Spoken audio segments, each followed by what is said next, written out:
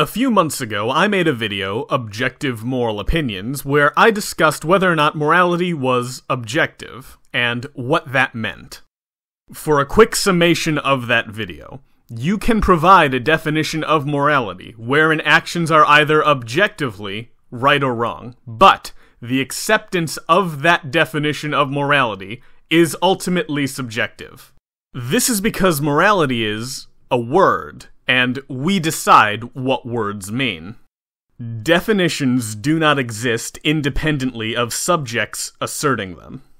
For instance, if you define morality as that which conforms with the will of God, and God's will is such, then actions would be either objectively right or wrong, depending on whether or not they conformed with God's will. This is an example of a definition of morality that I reject, because I simply do not care what God's will is, even if he had a will, or even if he existed. In the comment section of that video, I was directed, by Josh Rasmussen, to How to See Objective Value by Josh Rasmussen. So let's look at that. Is value only in the eye of the beholder? Stated another way, does an object have value independent of it being valued by a subject? I would say no, because value is something that subjects impart onto objects. If an object has value independent of a subject valuing it, what does valuable describe about the object? The value of everything you do hangs on the answer to this question. Some value is clearly in the eye of the beholder. Maybe you value a blue car over a red one, while your best friend values the red car more. Clearly? How did you come to that conclusion? How do you know that the blue car isn't objectively more valuable than the red car? To say that you value something is to say something about yourself. You were saying that you desire it. Correct. When I say an object has value, I'm describing the relationship between that object and a subject, specifically a person, that values it. That is, holds it in high regard, or considers it important or of worth. If you remove the person from the equation, the object would have none of these characteristics. It would not be considered of worth, and therefore it would not have value. If you are proposing objective value, the only thing I can imagine that you're doing is you're saying that certain things ought be valued, even if they are not. If that's the case, you better have a hell of an argument to back up that ought assertion. Otherwise, I simply do not know what you mean when you say an object has value. Now would be an excellent time to define your terms. But are all values nothing but desires? Or can something be valuable in its own right, independently of whether it happens to be desired? First and foremost, value is a word, and like any word, we define what it is. These words do not come built in with definitions. Language is a tool created by us. You can arbitrarily define value to mean whatever you'd like, but not all arbitrary definitions are equally useful. So if you are to propose a definition of value that describes the object and not a subject's perception of the object, you can do that. All I need to know is, what is it you are describing about the object when you say that it has value? To help us to think about this, consider the following story. I'm going to let the story play out, but before that, let me say that you need a story prior to defining your terms is a red flag to me. In discussion, and especially in argument, defining your terms is incredibly important because that's how I know what you mean when you say things. So that you've skipped that step and gone right into an anecdote does not fill me with confidence that you have a strong case. Susie is for sale. She has been kidnapped from her family, and then her family has been completely destroyed. Her captors tell her she is trash over and over again, until she begins to believe it. She begins to think she is worthless. I just feel so bad for that girl. It's almost as if the point of this anecdote is to pull on my heartstrings rather than to actually present a cogent point.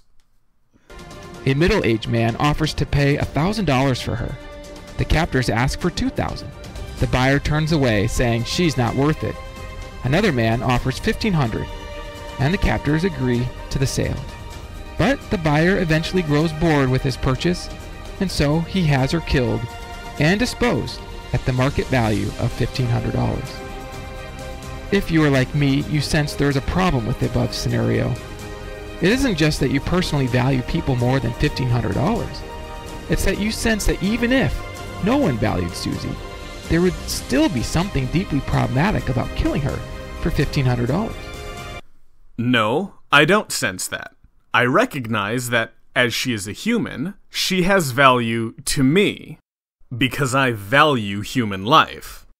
How do you distinguish between valuing human life and having the sense that human life is valuable? Did the kidnappers and prospective buyers also have the sense that she was valuable, beyond the market price? If that's the case, then why did they engage in their behavior? They either did not have the sense that she had intrinsic value, or they had the sense that she had intrinsic value, and this did not persuade them to not engage in their behavior. And if that's the case, how do you know they had the sense? What is being sensed?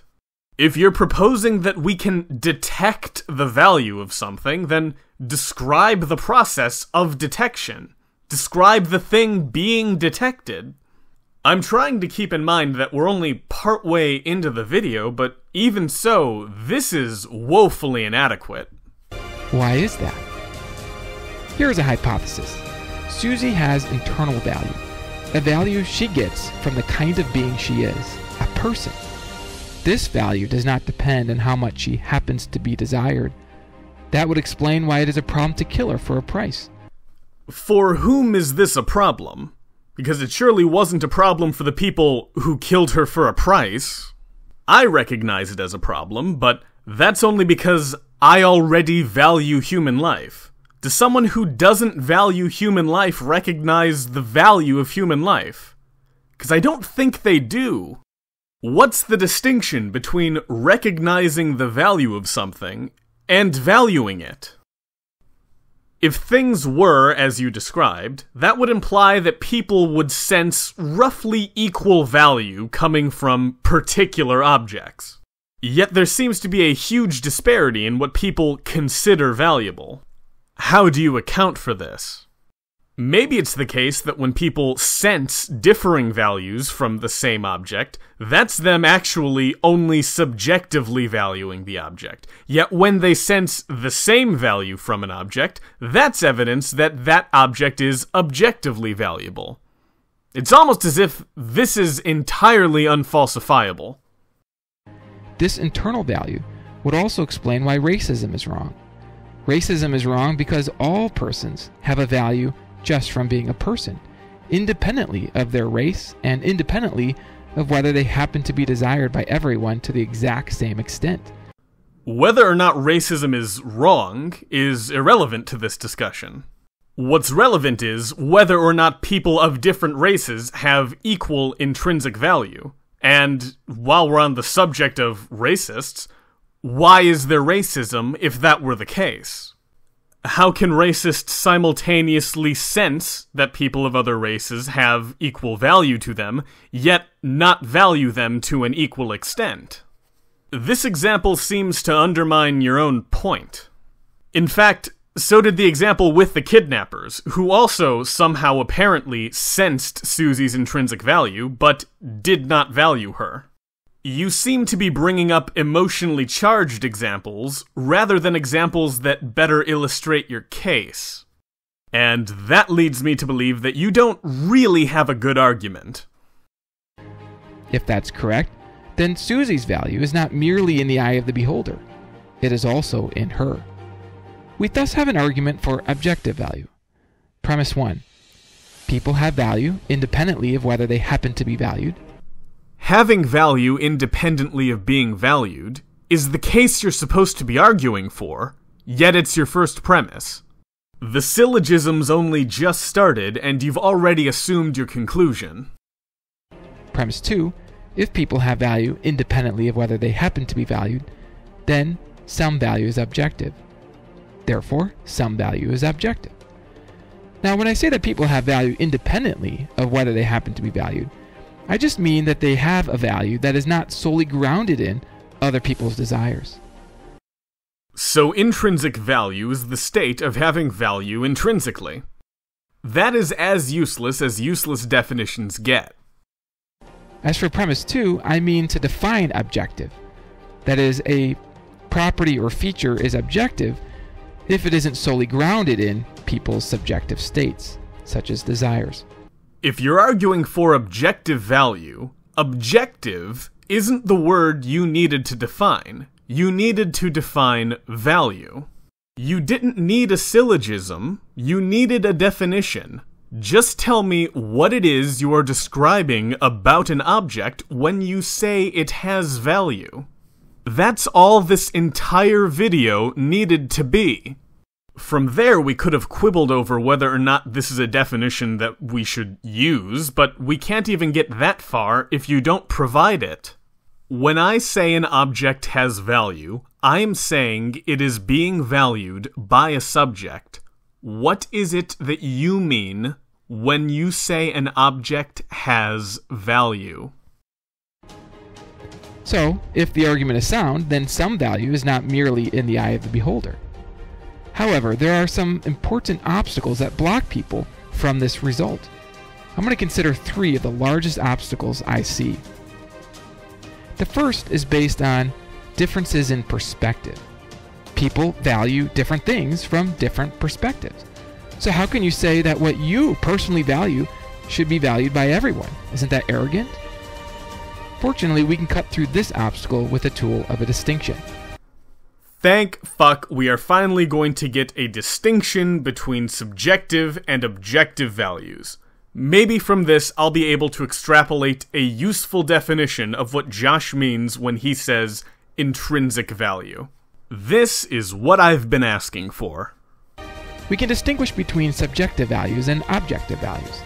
While many values do seem to be subjective, it does not thereby follow that all are. Suppose Sam wants to stop people like Susie from being devalued. However, Susie's captors object to Sam. They say, "Who are you, Sam, to say that what you value should be valued by us?" Sam is quick to answer.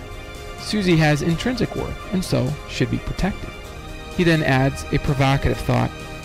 The reason we should respect each other's subjective values, as far as we can, is precisely because we should respect each other as valuable beings. I'm gonna blow my fucking brains out. I wanted to know how you distinguished between subjective and objective values, and you've danced around the topic for so long at this point, I can only assume that you cannot. The point here is this. The mere existence of subjective values is not itself enough to show that there are no objective values. It is technically correct to say that the existence of triangles with 3 sides does not negate the possibility of there existing triangles with 4 sides. That possibility is instead negated by the definition of a triangle. Oh my god, define a triangle. Please, define value. Not only this, but your sense of objective value is importantly different from your sense of subjective value. Holy shit, at long last, I think we're going to get the distinction. In both cases, there's a sense, and the sense is in you. But the sense of subjective value is the sense merely of your own feelings, while the sense of objective value includes the sense that something would have value even if you weren't around. I'm going to have a very important rope to tie around my neck by the time this video is over. So, your argument for Susie having intrinsic value is the sense that she would have value if you weren't here. How can you tell the difference between these 2 types of valuations, and what are you sensing about Susie when you sense that she is valuable? You have repeatedly at this point said that the sense that Susie is valuable is evidence that she has intrinsic value, but I still don't know what that means because you haven't defined value. You've apparently watched my video on objective moral opinions, or at least I assume you have because you commented on it. Why did you not think that you would need to define your terms? That's why Sam has the sense that Susie would have value, even if Sam weren't around, or even if nobody valued her. Here is a second obstacle based on the origin of our senses. Perhaps we have the sense of value ultimately because it contributes to our survival. Here's my response. I'm simply going to skip this point because I'm not going to grant that we have the sense that anything is valuable, because that is, again, assuming your conclusion. You're supposed to be building the case that value is something that can be sensed about objects. I have never had the sense that something is valuable independently of me valuing that thing. When I say something has value, I am describing the relationship between that thing and myself. I am never describing something purely about the thing.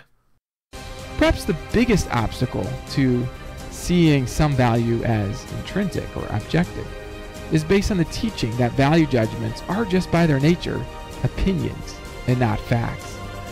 Builders of this obstacle are authority figures who teach, as a matter of fact, that value judgments cannot be factual. For example, you have perhaps been taught in school that statements about good or bad or greatness are all to be classified as opinion. The reason, they state, is that none of these statements can be proven. It is part of many school curriculums to teach that all value statements are unprovable and therefore non-factual. Ironically, this very claim has not itself been proven. Alright, I feel as though I've wasted enough of everyone's time, especially my own, in responding to this video because I keep coming back to the same objections because you keep making the same argument in different terms. Good, bad, valuable, great. These are all words, and as words, we get to decide what they mean. Now you have defined valuable as having value, and that is a useless definition, because you are referring to the word in the definition of itself. It's not descriptive, it's circular. I suggest that we use a definition of value that we can all agree on. To say that you value something is to say something about yourself. Things are valuable because we value them, not the other way around.